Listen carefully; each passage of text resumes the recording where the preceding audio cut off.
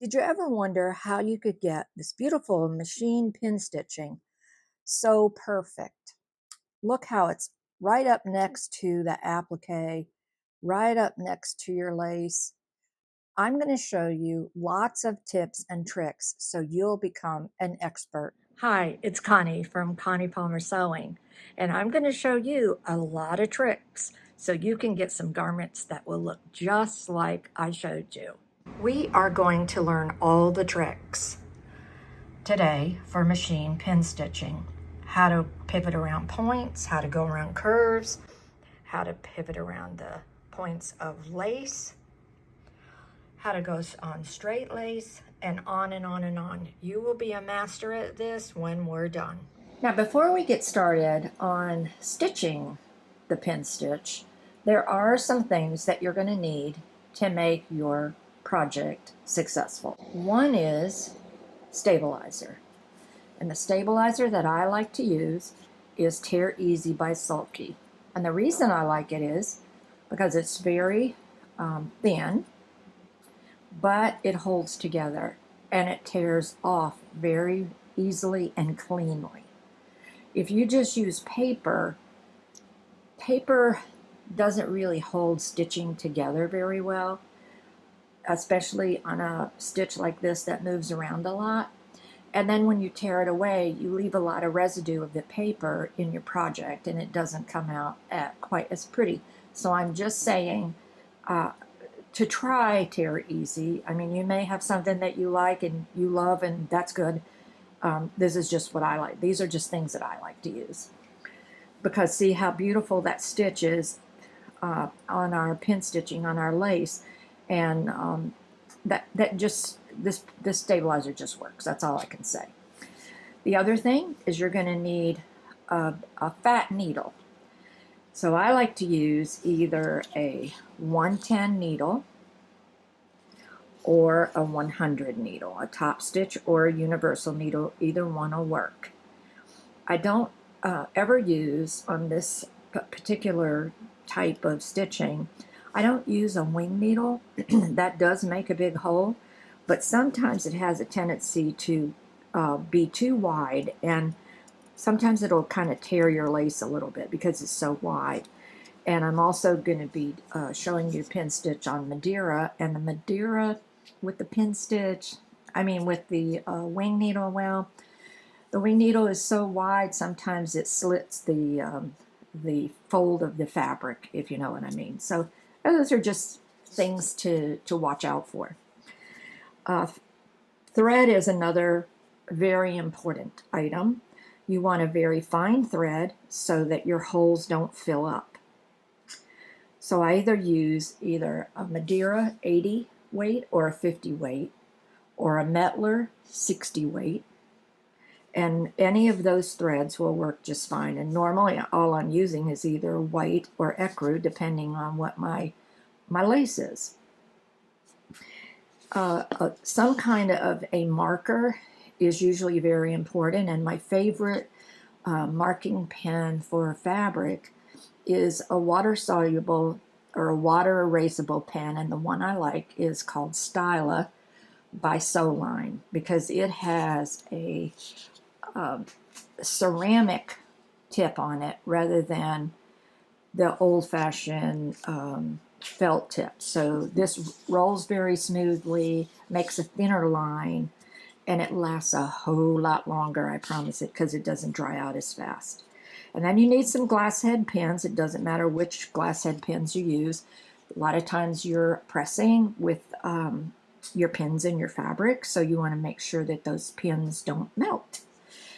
And most importantly, you would like, or need, not like, you would need an open toe foot, and that's a foot that doesn't have anything in the middle right here.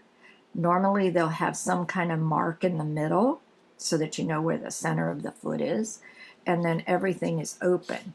Plus on the back of the foot, I don't know if you'll be able to see that on the film, but it has a little indentation here, so it's not, the foot isn't the same height all the way across, which allows the foot to follow along without grabbing your stitches and kind of making a jerking, you know, or a drag on it, so your stitches always end up the same size. So it's very important what type of foot you use for sure. And I like an open toe foot. If it doesn't have a dot, you could always put a dot in the middle. You can put your own dot. Be creative. So anyway, those are the things you need. And so I'm going to go now and get the machine set up and get us going on our stitching. Here are two samples of the pin stitch that we're going to be doing. The one on my left was done in red. It's right along the edge of your lace.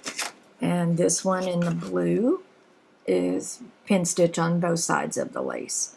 And it's really small, so I'm going to have to make it kind of big so that you can see what I'm talking about. But that's basically where we're going. The first good tip I can give you is to make sure that you zigzag your lace on first. Now, of course, you're going to use a thread that matches your lace, whatever that is, white or ecru, and just zigzag it very small. I think that's about a 1.5 width, and you see it's not real close together. Let me get a little closer so you can see. Pretty good. It's not real close together. It's not a satin stitch or anything like that. But that is going to make a very flat bed for you to do your pin stitch on. The pin stitch, when it works on the machine, it goes back and forth and up and down, so it has multi-movements to it. So you want to make sure your lace lays flat and lays still. That's the main thing.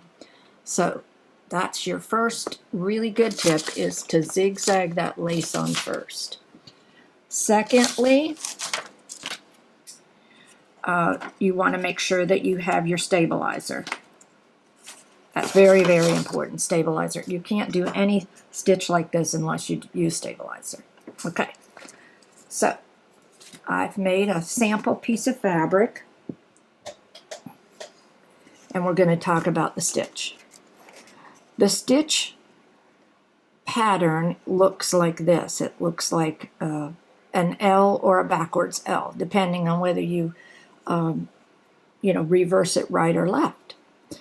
But it has two parts to it. The first part, one part, I don't know if it's the first part, one part is a vertical stitch. It goes up and down. So it goes 1, 2, 3, and then it'll go sideways like a zig and a zag, a zig and a zag. So it'll go, this is your horizontal stitch.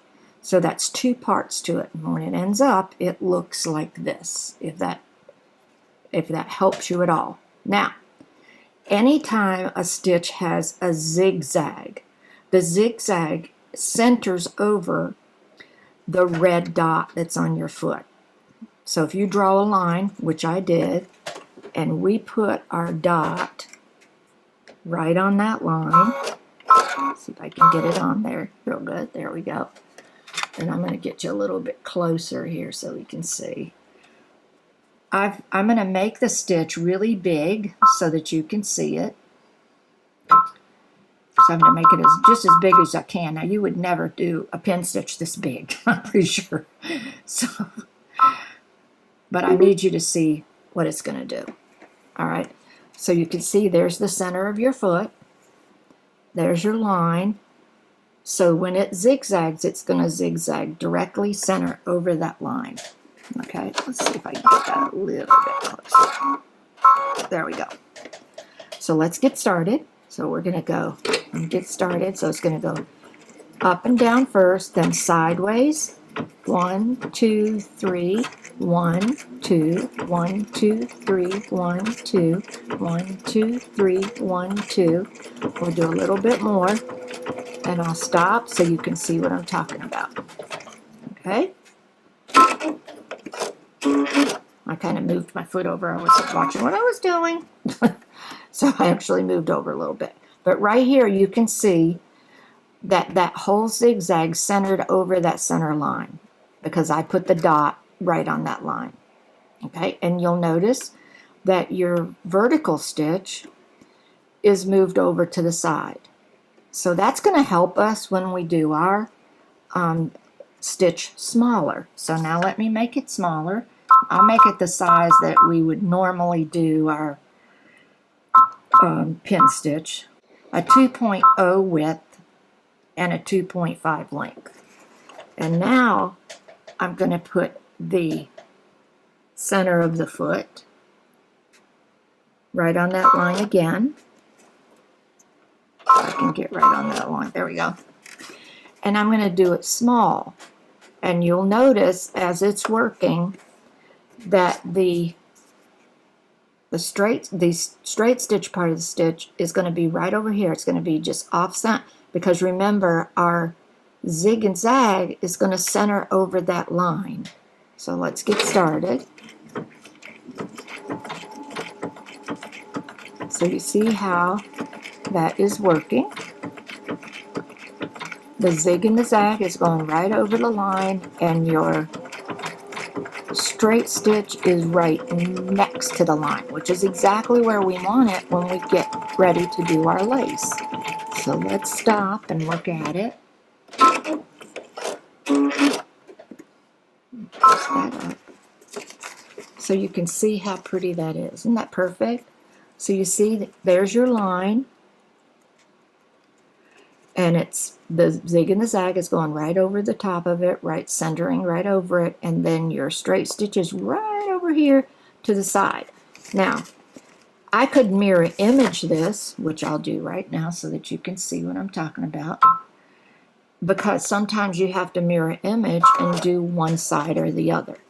So now our straight stitch is going to be over on the left because I mirror imaged it, depending on what side of your lace that you're sewing on, etc.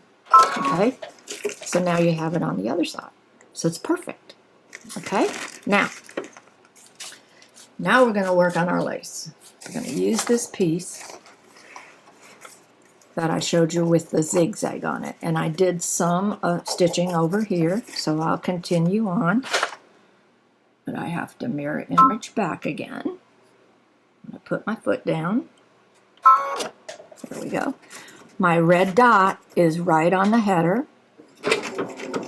which means my straight stitch will be placed right next to the lace, and my zig and zag is going to go right over the header, which is perfect.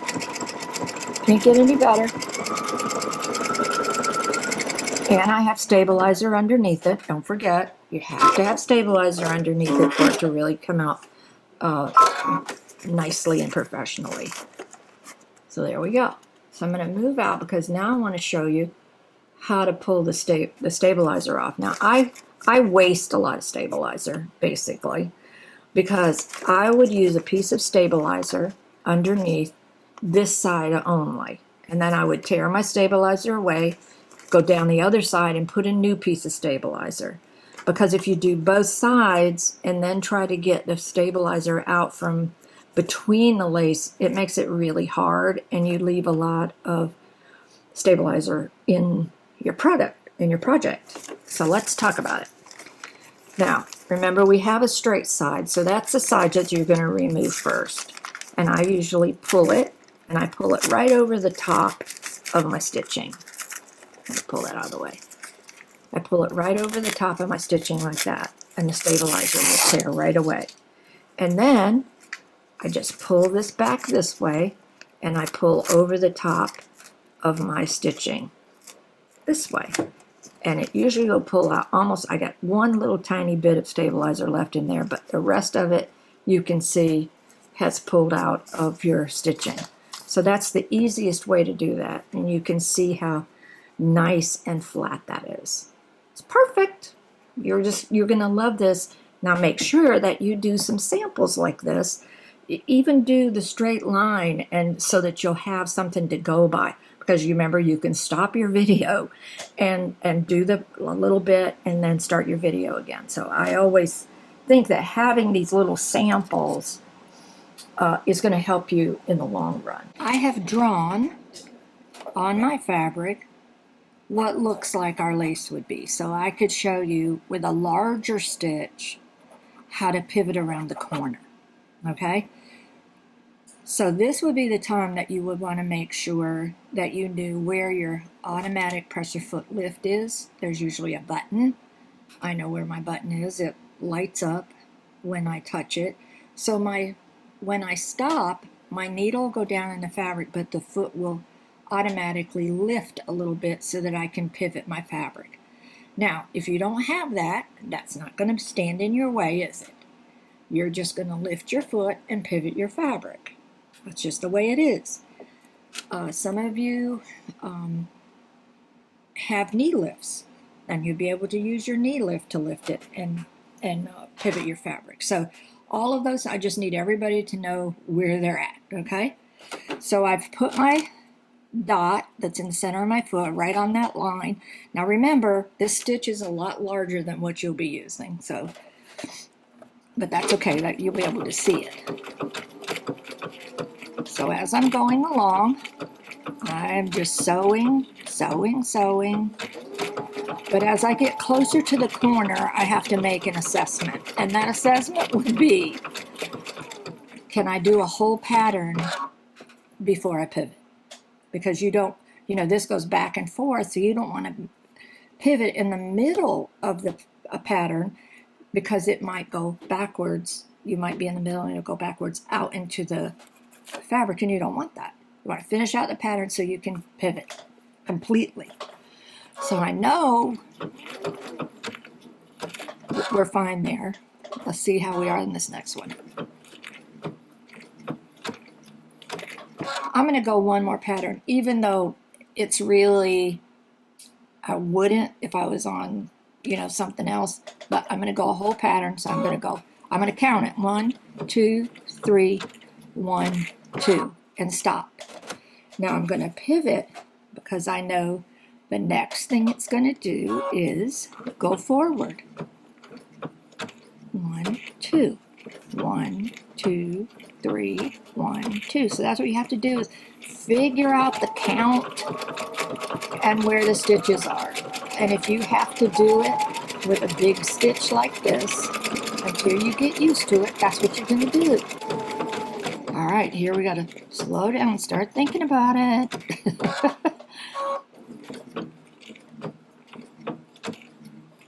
Okay, now I know I'm going to have to do another whole pattern before I pivot, aren't I? Because otherwise, see, I would be going in the middle here. So I'm going to count. 1, 2, 3. 1, 2. Now I can pivot because now I know it's going to go forward. See? Look how beautiful it made that corner.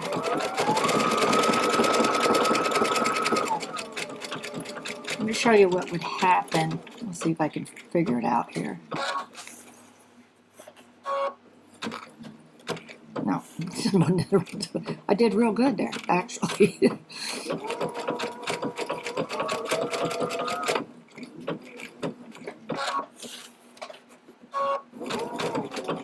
See, there's lots of ways you can. But if you pivot on, if you stop there, what looks going to happen? Let me show you. See, you have an extra stitch out here. So that's why you want to make sure that you can figure out the count of your stitch so that when you get to the corner or wherever it is that you want to pivot, that you can count the stitch off, and you'll go really slow, like one stitch at a time. 1, 2, 3, 1, 2, so that your corner, look how beautiful that is. I mean, it's so pretty. So I know you can do it. All you have to do is practice. Okay, now I have the lace on the corner, and I have the stitch set up for a regular size that you would use, 2.0 width and a 2.5 length. And I have the red dot, the center of the dot, right on the header of your lace. And so your straight stitch is going to be next to your lace. And you'll start sewing. And notice I have already zigzagged my lace on So it's not moving at all. It's staying right where it needs to be.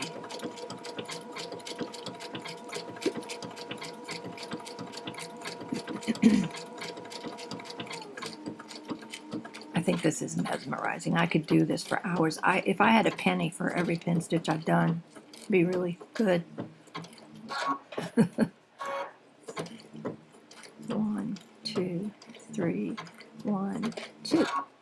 I'm going to pivot, come around the corner.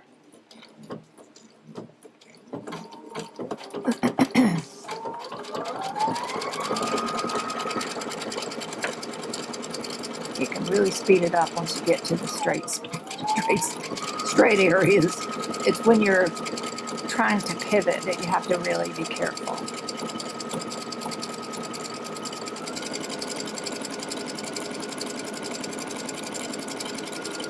You are going to love Pinstitch. It finishes off your garment so beautifully. More than just if you just zigzagged your lace on. It just finishes it off so good. So see, I feel like I have enough room to do another whole pattern. So I'm going to go 1, 2, 3, 1, 2. And I can pivot and I can keep going, and I don't have a stitch way out in the air, because that's what happens when some people stop on the wrong part of the stitch. They don't let the pattern finish it off, and you have this little stitch out in the air, which isn't quite as pretty. So let's stop and look at it. And look how beautiful that is. You are going to be so successful at this. I know you are, because you're going to practice. Make yourself some little samples. Use a darker thread so you can see what you're doing. Use a wider stitch if you need to, so that you can see what it's doing.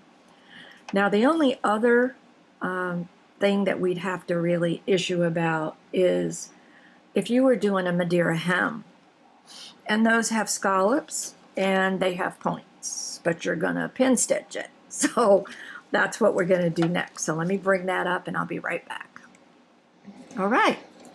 Now we have some scallops and some curves that we're going to work with. So you really need to know where your presser foot lift, your automatic presser foot lift is, because that's really going to help you. If you don't have it, that's no problem. You're just going to go slow, and you're going to lift your foot each time you feel like you have to pivot.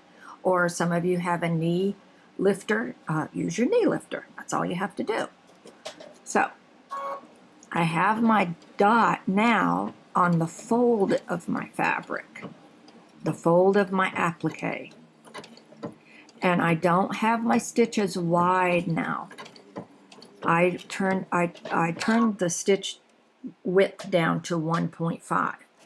Now, maybe if you've never done this before, you may need it at 2.0. But the wider it is, the more the stitch is going to show into your applique. And you really don't want it to show up that much. So the narrower that you can get it, the better off you are. It may, if you've never done it before, it's just going to take a little practice. I promise you are going to get it.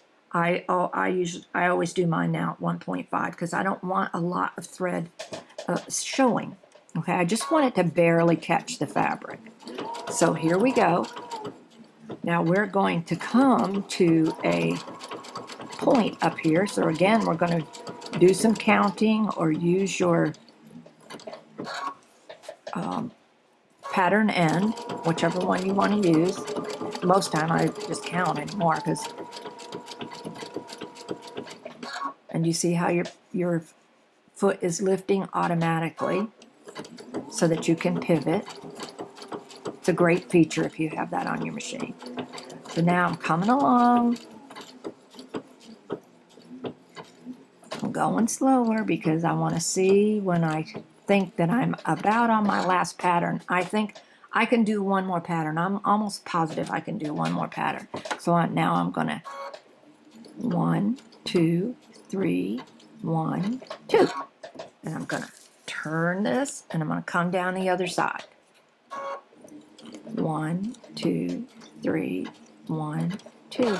And see, because I finished out the pattern, I know it's going to go forward first rather than go backwards. That's the whole point. So now I'm just going to come around the curve.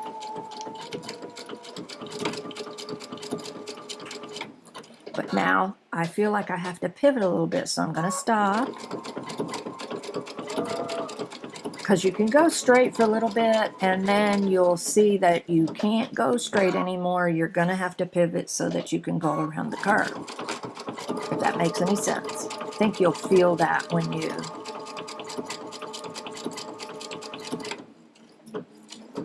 And this is a pretty large curve, so if you had a smaller curve, you'd feel it a lot sooner. Sometimes you have to stop like every pattern.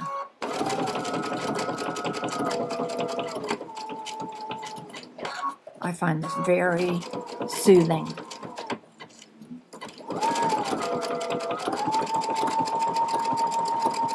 Some people find it very annoying.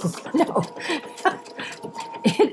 it is very stressful when you first start. I will tell you that. I mean, honestly, I'm not gonna sit here and tell you a story about it.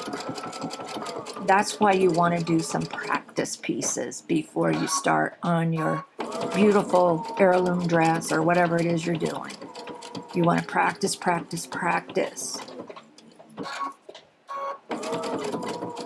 Because it's something that you sort of get a feel for. Like I instinctively know when I need to pivot. I think you can kind of see that. I haven't really. Okay, so and the stitch is small enough that it really doesn't matter where in the pattern that you pivot. Sometimes if it's very large, you have to pivot only on the straight stitch or only on the zig and the zag, that kind of thing, because you want your stitches to be straight. All right, here I come to the point again, so we're going to do that again. All right, I think I know I at least have enough to do one more pattern. 1, 2, 3, 1, 2. Whoops, see, I went one too far, but that's all right. We're just gonna 2, 3. Now I'm gonna pivot, and I know it's gonna go forward. Well, it didn't. It went sideways, but but I'm not in any trouble. Just go slow on those spots so that you can. And I'll stop there. Now we'll look at it. And remember too, I have used a red thread or a hot pink thread, so it's going to show up more than what it really would. If you just had regular white thread in here, you would hardly see that point, and that point doesn't look bad anyway. So you know, it's good for me. And see, this other one is just right. So you can see how now all your zigs and zags are going perfectly straight out from your straight stitch. Isn't that beautiful?